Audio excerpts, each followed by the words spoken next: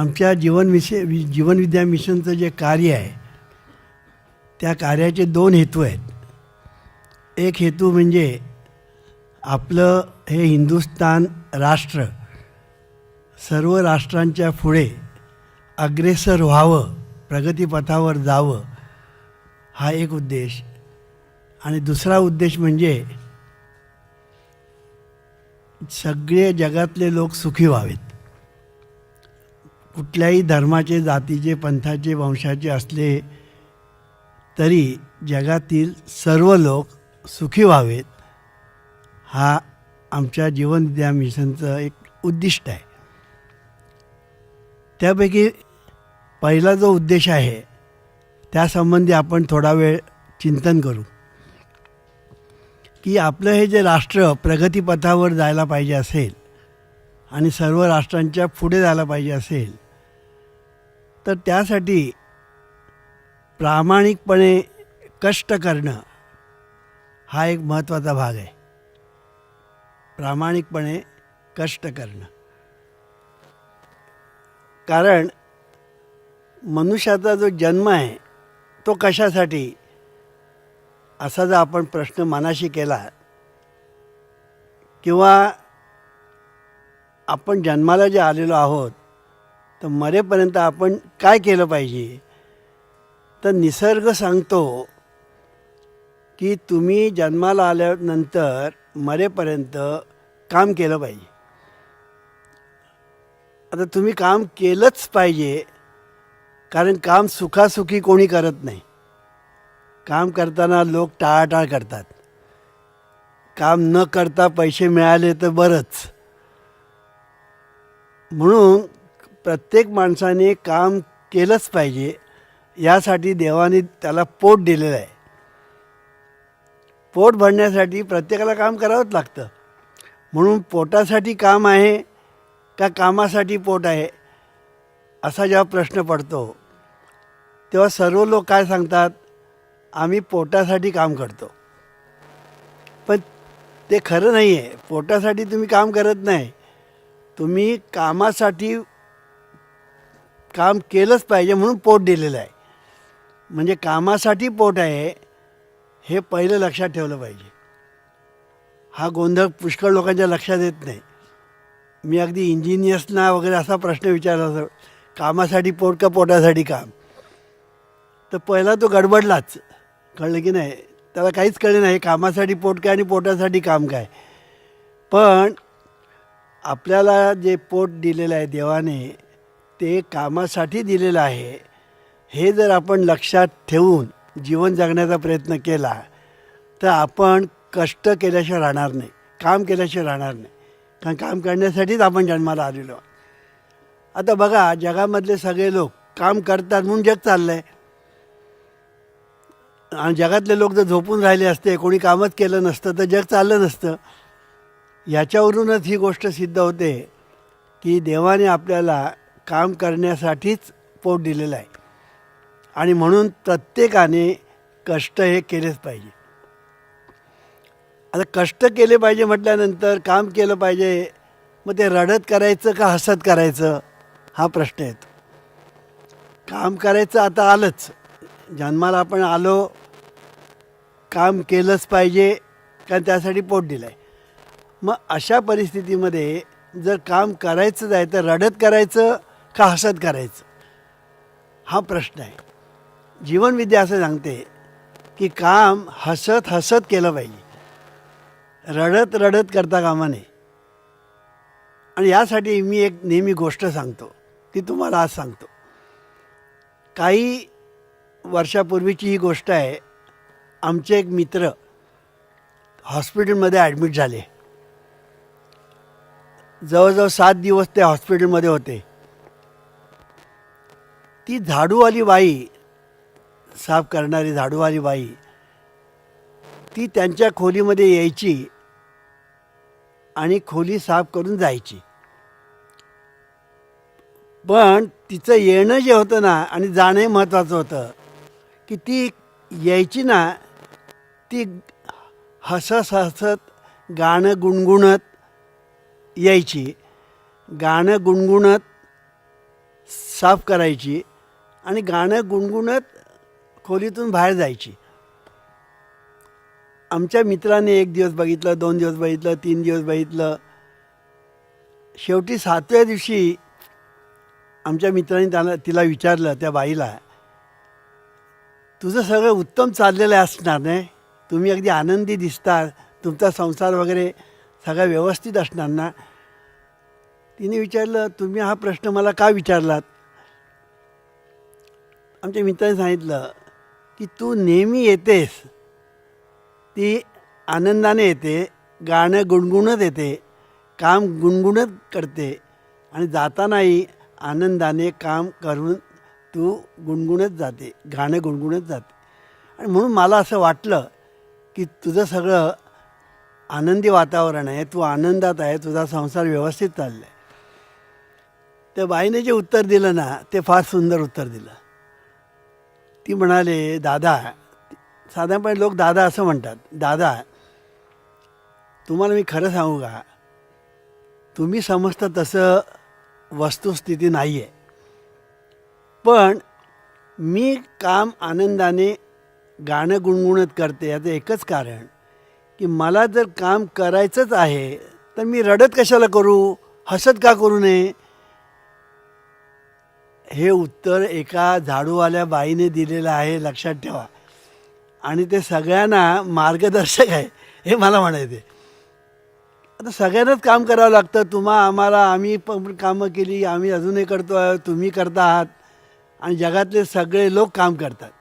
पण काम करतात, केलं पाहिजे म्हणून करतात, पण ते काम कसं करतात हा महत्त्वाचा प्रश्न आहे. ते रडत करतात का हसत करतात हा महत्त्वाचा प्रश्न आहे. दुसरी महत्त्वाची गोष्ट म्हणजे अशी की काम करताना हसत हसत आनंदाने काम करणं हा एक भाग झाला, पण त्याच्या जोडीला ते काम कसं केलं पाहिजे, अत्यंत जीव ओतून केलं पाहिजे. काम जीव ओतून केलं पाहिजे, की इतकं ओतून केलं पाहिजे की सगळा आपला जो जीव आहे तो त्या कामात आला पाहिजे. यासाठी मला एक गोष्ट आठवते गुरुचरित्रामध्ये, आणि ती गोष्ट आहे, दत्ताने किती गुरु केले, 24 असं म्हणतात. त्यामध्ये एक गुरु केला ना, त्याची मी ही गोष्ट सांगतो. एक लोहार काम करत होता. तो काम करत होता आणि तो काम करण्यामध्ये इतका तल्लीन झाला होता, इतका मग्न झाला होता की त्याच्या जवळून एक मिरवणूक गेली. त्याच्या जवळून एक लग्नाची मिरवणूक गेली, वाजत गाजत. पण ह्याचं त्याचे लक्षच नाही. किंबहुना ती मिरवणूक गेली आली वगैरे त्याला पत्ताच नाही. इतका तो त्या कामामध्ये रमलेला होता, रंगलेला होता, मग्न झाला होता. ते गुरु दत्तात्रयाने पाहिलं आणि म्हणाले, माझा हा गुरु आहे, हा लोहार माझा गुरु आहे. मग त्यांचे 24 गुरु आणखीन आहेत, पण त्यातला एक गुरु हा लोहार. ही गोष्ट जी आहे गुरुचरित्रात, ही अत्यंत सुंदर गोष्ट आहे की काम जर करायचंच झालं ना तर ते हसत खेळत एक, आणि दुसरं म्हणजे त्या कामात जीव ओतून काम केलं पाहिजे. ते इतकं की आजूबाजूला काही जरी झालं ना तरी ह्याला त्याचा पत्ता पण लागत नाही, इतकं त्याने जीव ओतून काम केलं पाहिजे. आता आणखीन एक महत्त्वाची गोष्ट म्हणजे अशी की काम आपण जे करतो ते कौशल्याने केलं पाहिजे. कौशल्य, तर काम करणं सगळेच करतात, पण कौशल्याने काम करणं हा एक भाग वेगळा, जीव ओतून काम करणं हा भाग दुसरा, आणि कौशल्याने काम करणं वेगळं. त्याच्यासाठी तुम्हाला त्या कामाचं ज्ञान पाहिजे. त्या कामाचं जर तुम्हाला ज्ञान असेल तर तुम्ही ते काम कौशल्याने करू शकाल. ज्ञानच नाही कामाचं तर एखादा शिल्पकार गणपती करायला निघेल आणि त्याला जर त्याचं ज्ञान नसेल तो तिसंच काहीतरी ओबडधोबड चित्र काढेल किंवा शिल्प काढेल. म्हणून त्याला कौशल्य पाहिजे. कौशल्याने काम करणं हा एक महत्त्वाचा भाग आहे. आपण म्हणतो कौशल्याच्या पोटी राम जन्माला आला, असं आपण म्हणतो की नाही. तसं कौशल्याने जो काम करतो त्याच्या जीवनामध्ये सर्व सुखाचा आराम असा राम प्रगट होतो. तैसा हृदयामध्ये मी राम असता सर्व सुखाचा आराम की भ्रांतासी काम विषयावरी, असं त्यांनी म्हटलेलं आहे की आपल्या हृदयामध्येच जो राम आहे तो प्रगट होतो.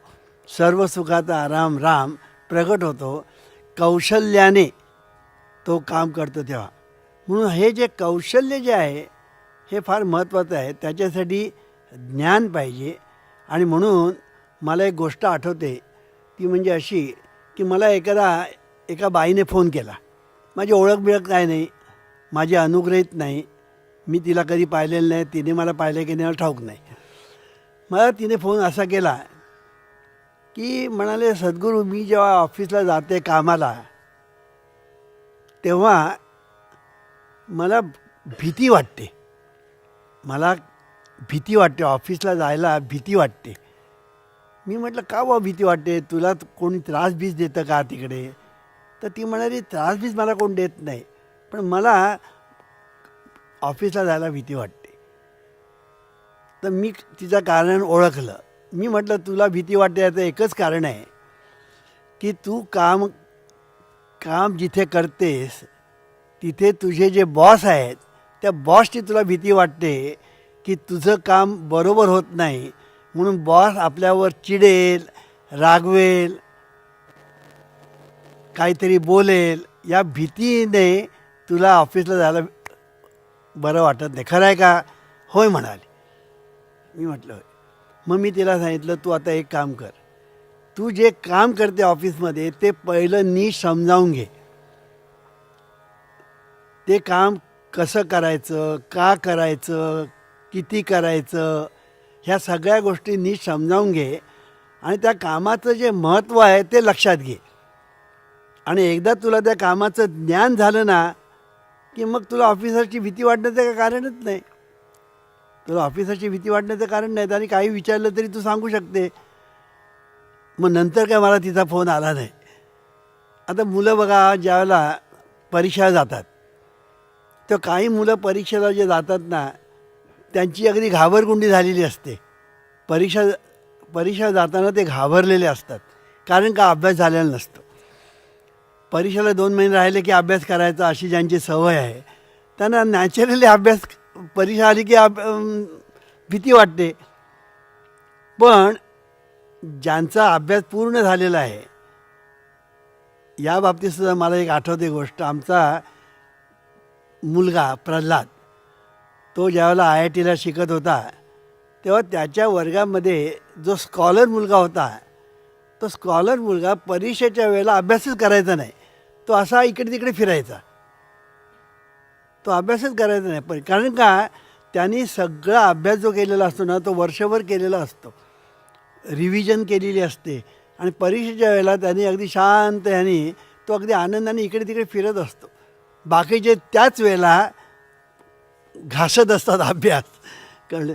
सांगायचा मुद्दा असा की जे अभ्यास अगोदर करतात वर्षभर त्यांना परीक्षेची भीती वाटत नाही.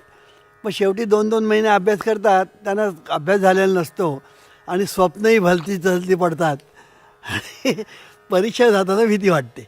कामाचं तसंच आहे की तुमचं काम जर तुम्ही चांगलं केलं, कौशल्याने करायचं असेल तर तुम्ही जर ज्ञान मिळवलं तुमच्या कामाचं आणि ते ज्ञान एकदा परफेक्ट मिळवलं ना मग आस्क एनी क्वेश्चन. मग बॉसने काहीतरी विचारलं सांगायची तयारी. तेव्हा काम हे कौशल्याने झालं पाहिजे. कौशल्याने काम करण्यामध्ये आणखीन एक फायदा म्हणजे असा की तुम्ही जे काम करता त्या कामाचा तुम्हाला एक प्रकारचा आनंद मिळतो. का मिळतो आनंद? त्याचंही कारण आहे की आपण जेव्हा जीव लावून काम करतो तेव्हा आपण पूर्ण एकवीत झालेलो असतो, एकाग्र झालेलो असतो.